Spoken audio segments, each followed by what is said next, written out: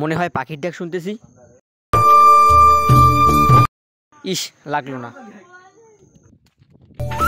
যাই, স্কুলের দিকে যাই। কিরে বেলা, তুই আজকে তত্ত্ব দিয়ে আইলি? কাহিনী তো পেট কই গেছে। এবার কি খেয়ে নিয়েছি? বেটা মুই স্কুলে 500 টাকা বাঁচাইছি।